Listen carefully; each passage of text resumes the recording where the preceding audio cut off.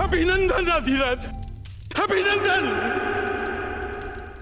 देखो भाइयों, इसके पुत्र ने पराक्रम करके जीवन दान दे दिया इस हत्यारे को।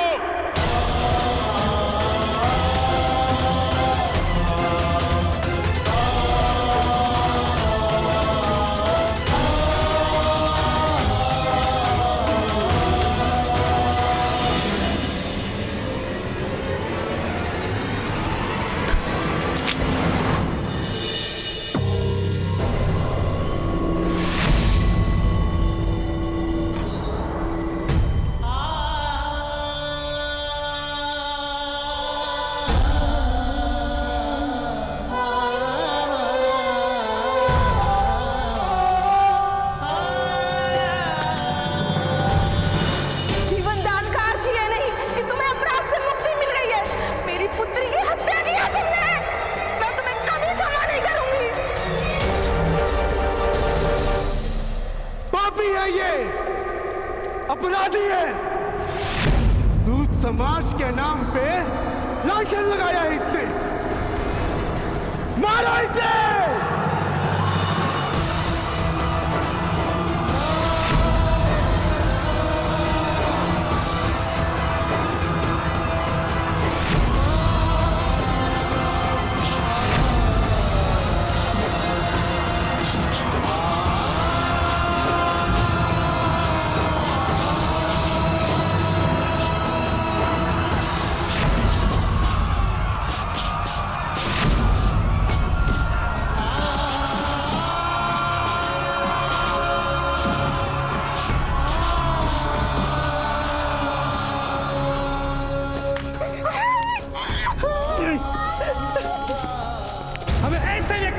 समाज में नहीं रहना है। जा भाई जा, अपने परिवार को लेकर कहीं और चला जा।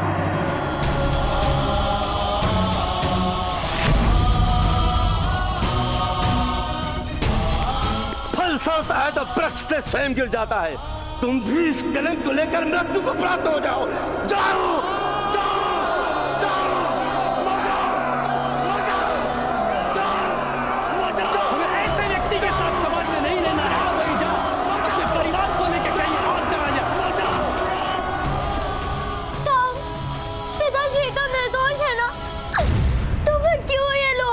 क्योंकि निर्दोषता सिद्ध करनी होती है पुत्र कर्ण। खोया हुआ सम्मान और कटा हुआ मस्तक फिर से प्राप्त नहीं होता।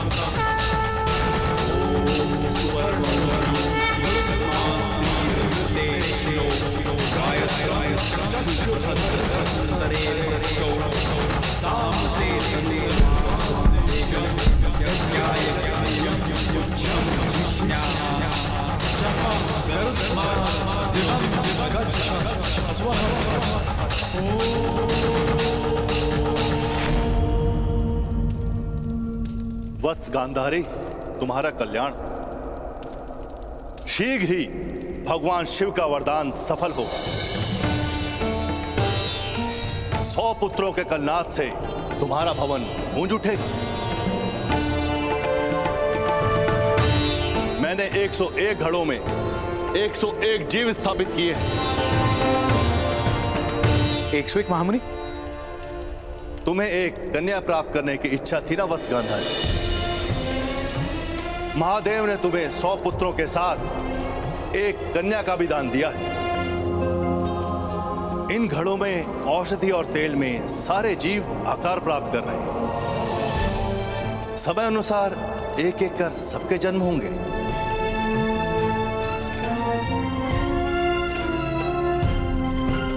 प्रणाम महामुनि। मेरी बहन के पुत्र शीघ्र ही जन्म लेंगे गांधार राज शकुनी। महामुनि, मेरा पुत्र मेरे पश्चात कुरुराज का राजा तो बनेगा ना? पुत्र धृतराष्ट्र, तुम संतान प्राप्त करने का सुख भोगो। अपनी योजनाओं का भार अपनी संतान के सर रखकर उसके जीवन में क्यों महत्वाकांक्षाओं का विष घोल रहे हो? अभी तो वो जन्मा भी नहीं। समय से पूर्व समय की गति को जानना भी एक अभिशाप है। इसीलिए इस समय चिंताओं का त्याग करो वत्स। ये उत्सव का समय है।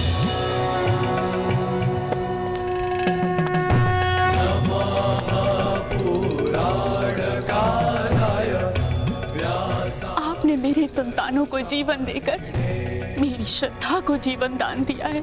आपकी कृपा के इस ऋण से कैसे मुक्त हो पाऊंगी मैं? कृपा और ऋण, अगर कृपा का ऋण चढ़ता तो मनुष्य ईश्वर की कृपा के तले दबकर मर चुके होते। ऋण उपकार का चढ़ता है, कृपा का नहीं। तुम्हारे माथे पर यदि कोई ऋण है तो वो उस बालक का जो हमें यहां तक लेकर आया।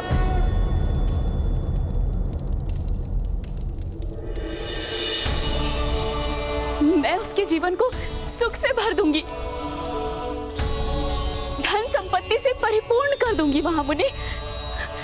कुछ जीवन सदा ही रिक्त रहते हैं। स्वाति नक्षत्र में वर्षा की बूंद पीने की आस में जी रही सीप जैसे सागर में रहकर भी प्यासी रहती है।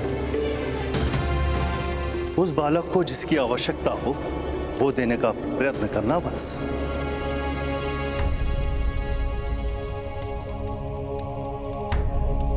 सैनिक, उस बालक और उसके पिता को राज्यसभा में प्रस्तुत किया जाए। जी महाराज।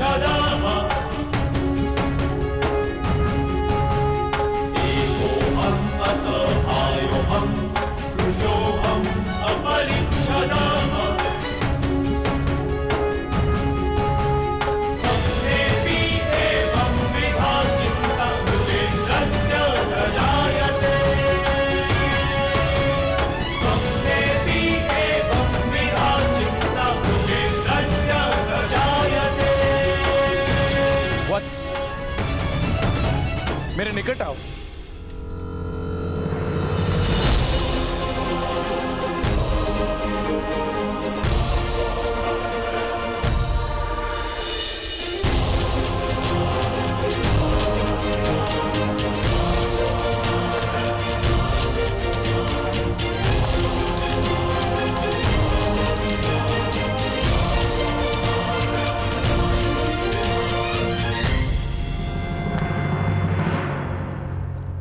आज तुमने हस्तिनापुर के सम्राट पर उपकार किया है।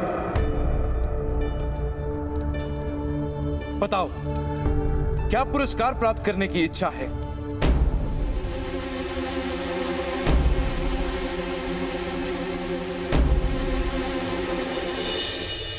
मेरे पिताश्री को मृत्युदंड दिया गया है महाराज। वत्स, मैं इसी क्षण तुम्हारे पिता के सभी अपराधों को क्षमा कर उन्हें मुक्त करता हूं।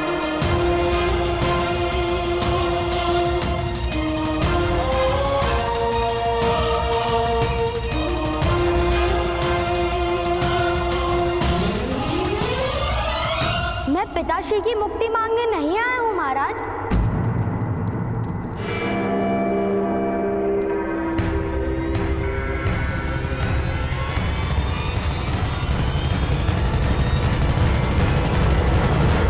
ने नहीं आए तो फिर क्या आशा है वत्स? क्या मांगने की इच्छा है तुम्हारी? मेरे पिताश्री को मृत्यु दंड दीजिए महाराज।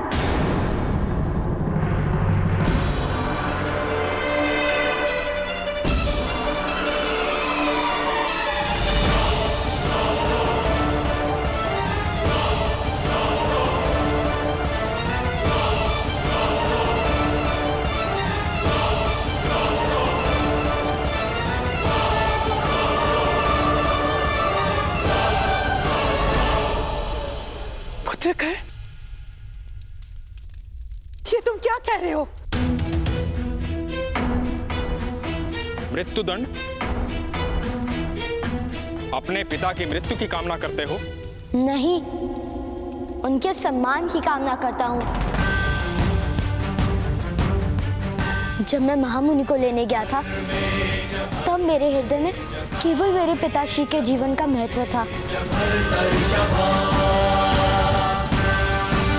किंतु आज समझ में आया कि सम्मान से रिक्त जीवन और जल से रिक्त पौधे एक समान होते हैं।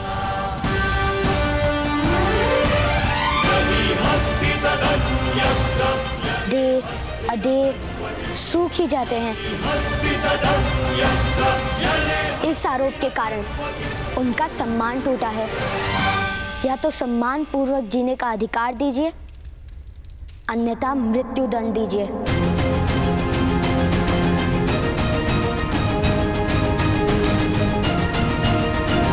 पुत्र, तुम अपने पिता से उनके जीवन का अधिकार छीन रहे हो। नहीं, मैं अपने पिता को सम्मान का अधिकार देने का प्रयत्न कर रहा हूं।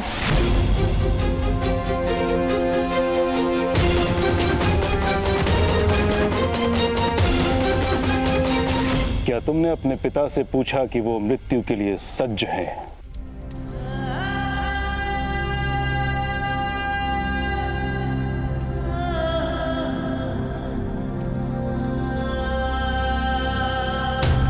मेरा मन मेरे पिताश्री की छाया है महोदय।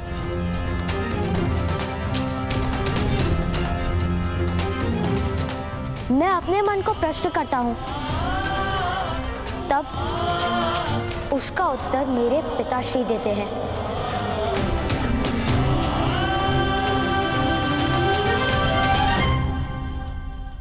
अद्भुत, अद्भुत हो तुम पुत्र कर। सम्मान, अधिकार, इन दो शब्दों का अर्थ अधिकतर मनुष्य मृत्यु तक नहीं जान पाते।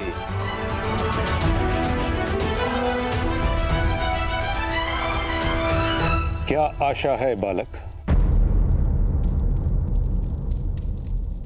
मेरे पिताश्री ने उस भुगत ग्राम के कुएं में विष नहीं डाला था।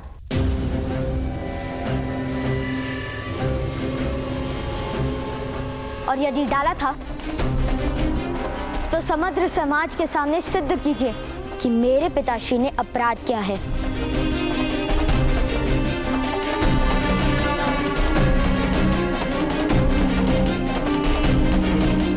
अन्यथा स्वीकार कीजिए कि मेरे पिता को सम्मान का अधिकार है।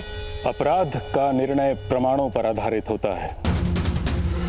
तुम्हारे पास क्या प्रमाण है कि तुम्हारे पिता ने अपराध नहीं किया? जिसने वास्तव में अपराध किया है वही प्रमाण है कि मेरे पिता निर्दोष हैं।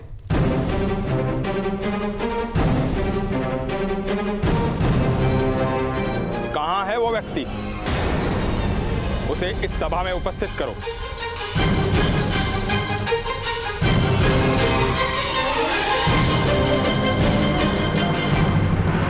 मैं नहीं जानता वो कौन है।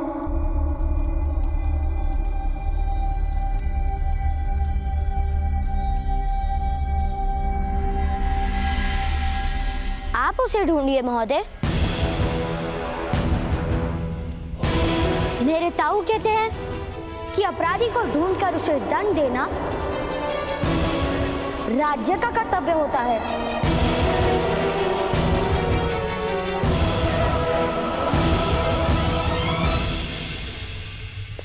उद्दंड हो तुम बालक। महामहिम, सत्य सदा उद्दंड ही होता है। असत्य को हाथ जोड़ने पड़ते हैं। जीवन दान मांग लो। अधिकार मांगोगे तो तुम्हारे पिता को अवश्य मृत्युदंड प्राप्त होगा।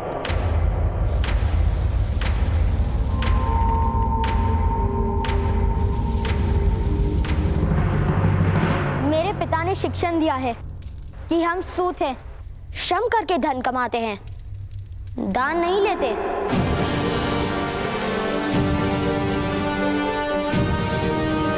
फिर उनके जीवन का दान किस प्रकार ले सकता हूं मैं?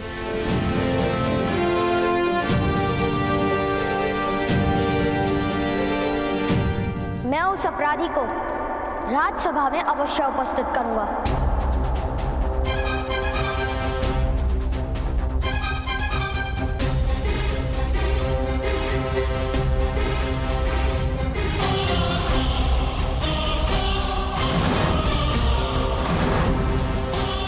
यदि नहीं कर पाए तो मृत्यु अवश्य प्राप्त होगी, फिर दया नहीं दिखाई जाएगी।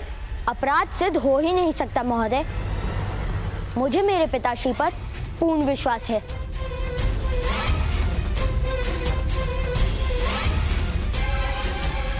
अन्यथा अपराध के विचार से ही उनकी मृत्यु हो जाती। कल प्रातः काल तुम अपराधी को प्रस्तुत करो, अन्यथा तुम्हारे पिता को दंड प्राप्त होगा।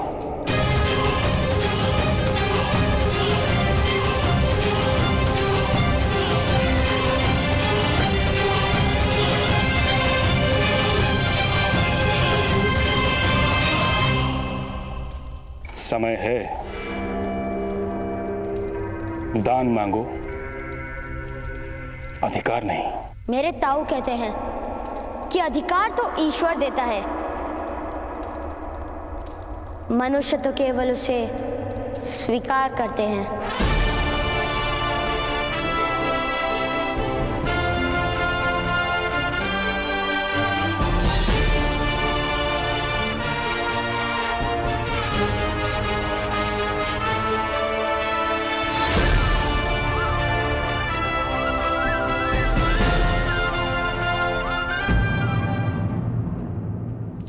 ये क्या क्या तूने कहा?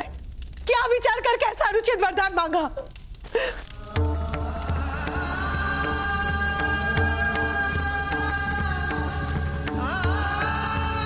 पिताश्री की आंखें सदा आकाश को देखती थी,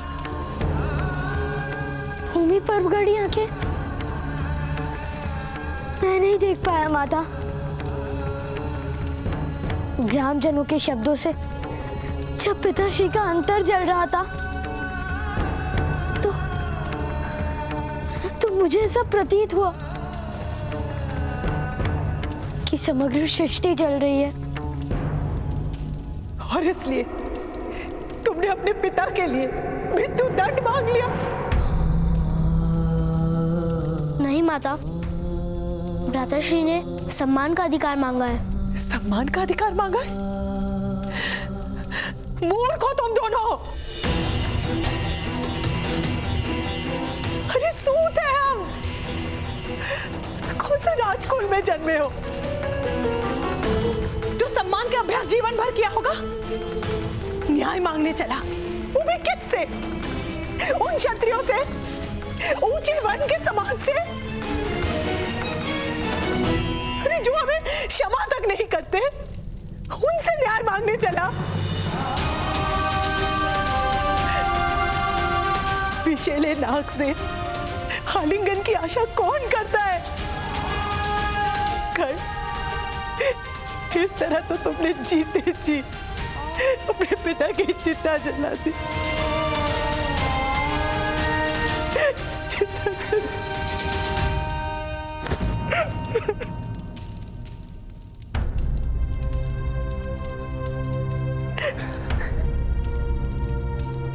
राधा, वृक्ष को हठपूर्वक मोड़ कर रख दो तो कुछ काल पश्चात वो सीधा होना भूल जाता है। तुम्हारी स्थिति ऐसी ही है, हमारे समाज की स्थिति ऐसी है।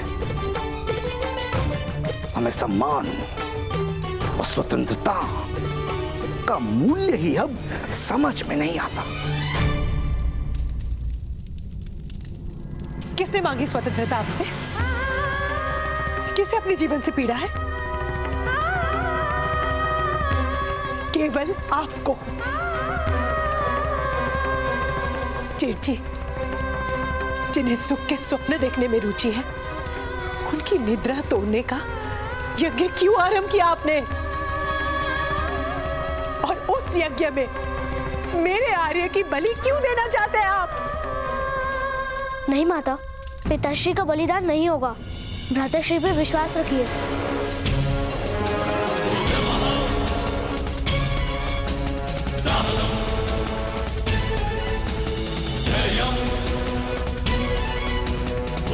मैं वचन देता हूँ माता, मैं पिताश्री को मुक्त करवा कर रहूंगा और उन्हें मिथ्या सिद्ध करूंगा जिन्होंने हमें न्याय नहीं दिया।